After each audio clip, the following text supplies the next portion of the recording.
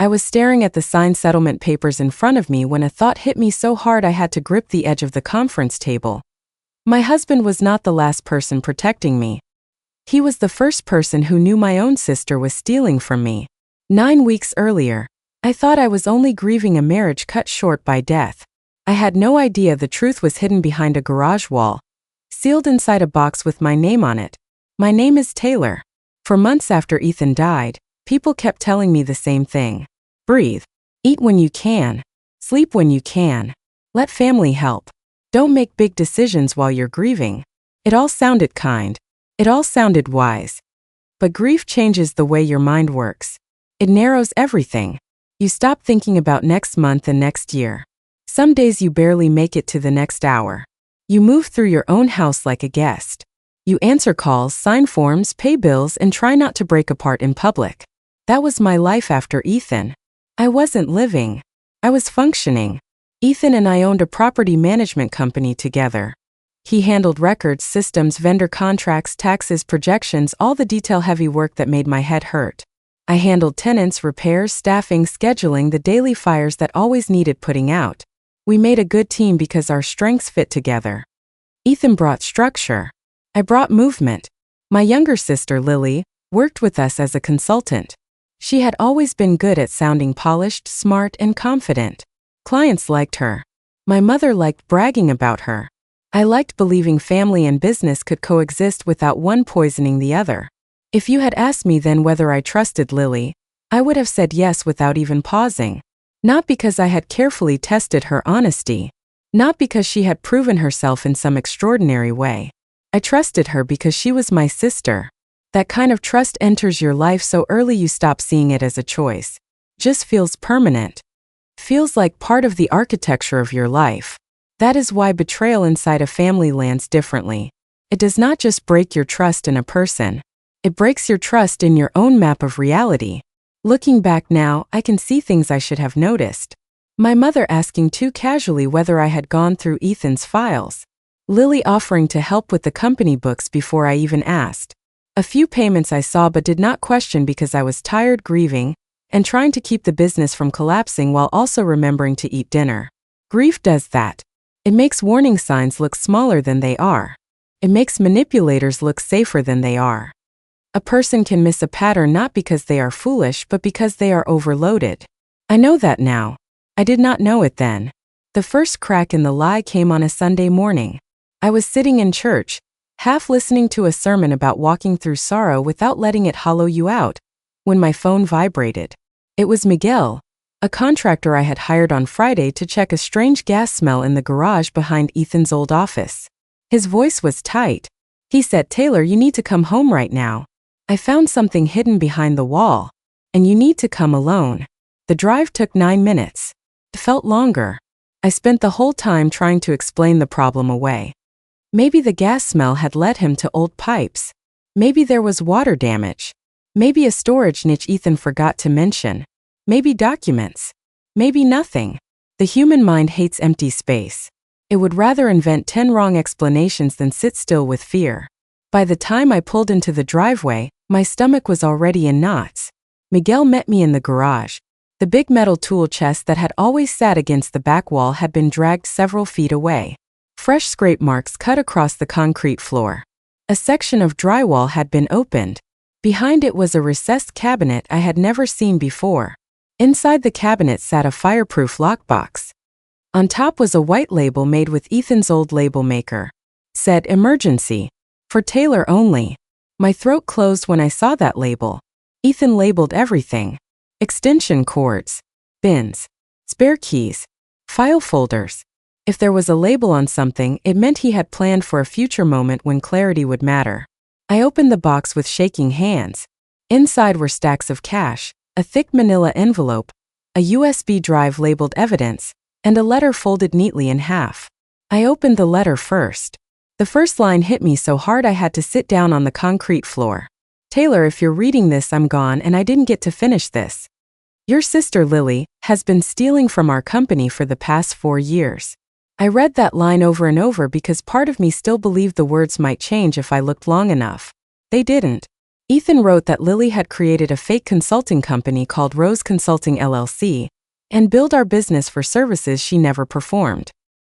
He said he had confronted her in 2020 and given her 6 months to repay the money. Instead, she forged more documents, altered vendor contracts, and created fake emails that made it look as if I had approved transactions I had never even seen. I wish I could say I cried immediately. I didn't. Shock is rarely theatrical. Sometimes it is just stillness. I sat there in the garage staring at Ethan's handwriting, hearing Miguel move around quietly behind me, and feeling my mind refuse to step fully into the truth. It was too much all at once. My husband was gone. My sister had betrayed me. The company Ethan and I built together had been quietly bleeding money for years. And somehow the person who had protected me most was the person who was no longer alive to stand beside me. Then I saw the USB again. That little flash drive became the center of everything because it held the things stories like this almost never give you. Proof. Real proof. Not just suspicion. Not a hunch. Not one dramatic confession that could later be denied. Proof. I took everything into the house and spread it out on the kitchen table. The USB was password protected. I tried all the obvious things. Our wedding date. My birthday. Ethan's birthday. The year we bought the company. Nothing worked. By midnight, frustration had turned into panic. I called Maya.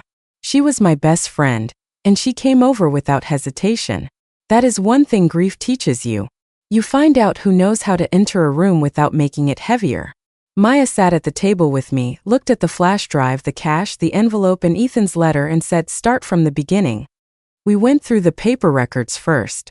The pattern was there in black and white. Monthly payments to Rose Consulting. Vague descriptions. Round numbers mixed with overly precise ones, just enough to sound real. By the time we totaled it, the amount came to $412,890. Then the password came to me. Ava. Our daughter. We lost her in 2015, and it was the deepest private grief Ethan and I ever carried together. I typed it in with the year. The drive opened. What we found on that USB changed everything. It did not contain one explosive confession. It contained structure. Ethan had recorded short video memos over several months. In each one, he named a date, a payment, a forged invoice, a transfer, and what he had verified. There were scans of original contracts beside altered versions carrying a copy of my signature. There were screen recordings showing fake emails drafted on a secondary device and routed in a way that made them appear to come from my account. There were spreadsheets mapping the payments to Rose Consulting over 4 years. There were notes linking several transfers to periods when Lily's personal spending spiked far beyond what her salary could support. Maya whispered, "Ethan built a case." That was exactly what he had done.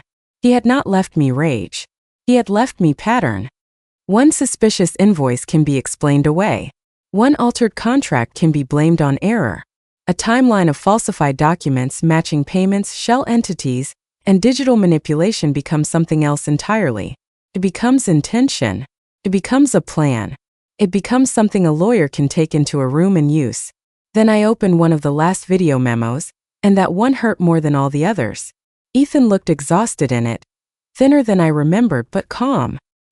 He said he had delayed going to the police because he was still hoping Lily would stop before she destroyed the family completely. He said he had kept most of it from me because he knew what it would do to me to learn that my own sister had been building a financial trap that could one day be turned against me. Then he looked directly into the camera and said, "If she pushed it this far, Taylor, don't protect her from the consequences. Protect yourself from the story she'll tell." That line changed something in me. People think family betrayal hurts because of the money. Doesn't. Or at least not only. Money can be counted. Money can be repaid. Betrayal does something worse. It steals your memory of safety. When a stranger lies to you, your loss stays outside your identity. When family does it, they take aim at the place where your trust lives. Suddenly every shared holiday, every laugh, every time you defended them, every time you assumed love meant loyalty, all of it gets dragged into the light and questioned. That is why I didn't cry in the garage.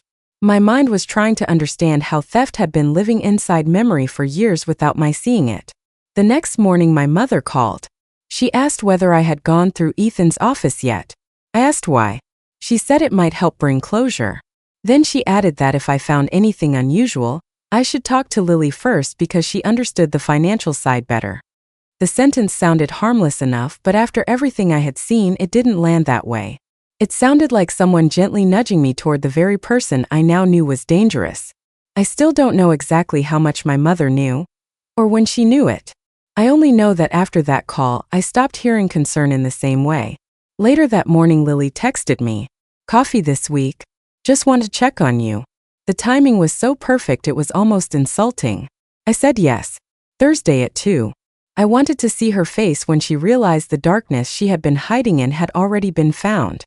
When Thursday came, I watched her walk into the cafe and understood, for the first time, that I was not looking at my younger sister. I was looking at a person managing exposure. She looked polished. Careful makeup. Neutral blouse. Controlled smile. She hugged me lightly and asked how I was doing. Within a few minutes she started suggesting that maybe I should sell the house, simplify things, take a step back from business stress. To anyone nearby, it would have sounded loving. To me, it sounded like strategy. Move me away from the house. Away from the records. Away from the places Ethan had left behind. So I gave her a piece of the truth and watched what happened. I told her I had started reviewing some of Ethan's business files. I mentioned consulting fees. Not all of them. Just enough. The color drained from her face before she caught herself. She recovered quickly and said the consulting work was legitimate, that Ethan had trusted her with complicated operational issues I might not fully understand. Then I mentioned the gas smell in the garage, the drag tool chest, the hidden cabinet. That was the moment her eyes changed. I can't explain it any better than that. It was not guilt exactly. It was calculation. She asked what I had found. I said enough. She asked whether I had gone through everything. I said not yet. Then she did the thing guilty people so often do. She moved closer. She offered to help me sort the records, organize the files, and understand what Ethan had been trying to put together. That offer told me everything. Innocent people answer questions. Manipulative people volunteer to become your guide. When I left the cafe, I felt sick, but I no longer felt uncertain. About 20 minutes later, I got a text from an unknown number. "Stop digging through company records. You won't like what you find." I stared at it for a long time. It should have scared me. Instead, it settled something inside me. Once the worst truth is already on the table, threats stop sounding like power. They start sounding like confirmation. I forwarded the message to Maya and called the attorney Ethan had named in one of the video files. Mr. Thompson's office was in an old brick building downtown. He did not waste time telling me he was sorry. He asked what I had, what existed in original form, what existed digitally, and whether any assets had already been moved out of reach. At first it felt cold. Then I understood. He was treating my pain like something real enough to defend. There is respect in that. He reviewed the USB, Ethan's letter, the statements, the invoices, and my notes from the meeting with Lily. After more than an hour, he leaned back and said, "You have a story. Now let's build a case." He traced Rose Consulting. He checked business filings. He connected it to another entity called RL Holdings. Through that, he found 2 rental properties purchased during the same period Lily had been draining our company. Then he found something even stronger. A mortgage application carrying Trevor's forged signature. Trevor was Lily's husband. That detail mattered because it showed her fraud did not begin and end with me. She had turned deception into infrastructure. That meeting taught me something I wish I had learned years earlier. Evidence is not the opposite of love. Healthy love does not fear transparency. Clear records, signed agreements, paper trails, boundaries. Those things do not destroy trust. They protect it. In families where one person handles the money and everyone else avoids discomfort, secrecy can start to look like kindness. It isn't. It is just untested power. By the time the settlement meeting arrived, I no longer wanted an apology. I wanted alignment between truth and consequence. Lily came in with her attorney looking pale but composed. Then Trevor walked in as a surprise witness, and the color left her face so fast it almost seemed unreal. Mr. Thompson presented the evidence the way Ethan would have wanted it presented. In order. Fake invoices. Altered contracts. Email routing records. The Rose Consulting payment map. the RL Holdings properties, Trevor's forged mortgage application, then carefully selected excerpts from Ethan's video testimony. Lily denied the first point, then the second. By the fourth, denial no longer sounded strategic. It sounded automatic, like a reflex that had finally outrun its usefulness. Trevor spoke once. He said he had spent months wondering why numbers didn't line up, why documents appeared that he had never signed, and why Lily always had one more explanation, one more delay, one more polished answer. Then he looked at her and asked how long she thought she could keep building a life out of forged names. There are moments when a lie does not explode. It collapses inward. That room was one of those moments. You could feel it happen. Not loudly, not dramatically, just the slow folding in of every excuse under the weight of facts that would not move. After a break, Lily's attorney came back with a settlement proposal, full restitution, transfer of the 2 rental properties, a structured payment schedule. In exchange, I would delay filing a criminal complaint. Delay was the word that mattered. I thought about Ethan. I thought about how long love had made him hope. I thought about the burden he had carried alone because he was trying to protect me from exactly this moment. Then I said yes on one condition. If Lily missed one payment, delayed one transfer, or moved one asset out of reach, the complaint would be filed that same day. No second conversation. No family intervention. No plea for mercy. That clause mattered for more than legal reasons. It marked the first time I chose a boundary over hope. For too long, hope had been the language of this family. Hope she would change. Hope silence would fix things. Hope love would somehow do the work of consequence. It never had. Lily signed with a shaking hand. I looked at her and told her she had not only stolen money, she had tried to make me doubt my own reality. She had used grief, trust, access, and family memory as tools.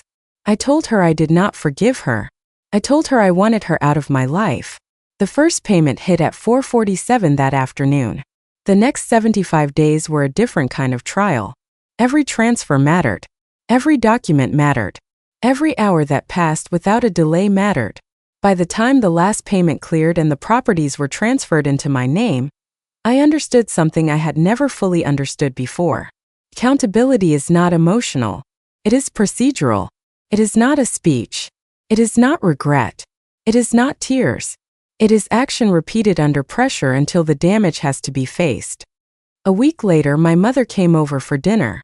She told me Lily had started attending Gamblers Anonymous meetings. She said Lily was selling her house and moving to California. Then she said people do terrible things when they're desperate. Maybe they do. But desperation explains pressure. It does not excuse planning. Lily did not make one terrible choice. She made hundreds. Quietly. Repeatedly. Strategically. She built false entities, forged signatures, moved money, manipulated timing, and leaned on family loyalty as camouflage. That is not weakness. That is design. I still miss Ethan every day. Some losses do not get smaller. They simply stop cutting in the same place.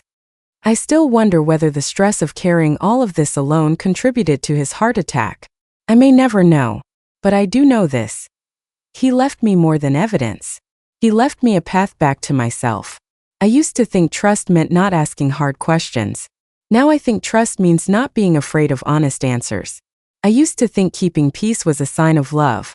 Now I know peace without truth is just silence dressed up in manners. I used to think boundaries were what you used with strangers. Now I know boundaries are often the only thing standing between you and the people who know exactly where to wound you. I got the money back. I got the properties. I got the signed papers in the end. But what I really recovered was my ability to see clearly. And once you get that back, you protect it. From guilt. From pressure. From history. Even from family. That is why I have started working on something new. A small nonprofit in Ethan's and Ava's names, built to help families facing financial abuse, hidden debt, fraud, and addiction find language for what is happening before it destroys them completely. Because by the time financial betrayal becomes visible, emotional betrayal has usually been living in the house for a very long time already. If there is one thing I would tell anyone listening to this, it is simple. Pay attention to what people rush to explain before you ask. Pay attention to who wants access to your confusion. Pay attention to the person who always volunteers to interpret the facts for you. And when something feels too polished, too rehearsed, too carefully harmless, stop and look again. Grief does not make you weak. Love does not make you foolish. But both can make you generous in the wrong direction if someone decides to use them against you. The day I sat in that conference room looking at the signed settlement papers, I understood that the story was finally over for everyone except me. Lily would move away. Trevor would rebuild what he could. My mother would spend years deciding which truth she could bear to face. But I was the one who had to choose what survived. Here is what survived: Ethan's care, my clarity, and the part of me that now knows with a certainty I never had before that truth may arrive late. But once it does, your life can finally begin to make sense again.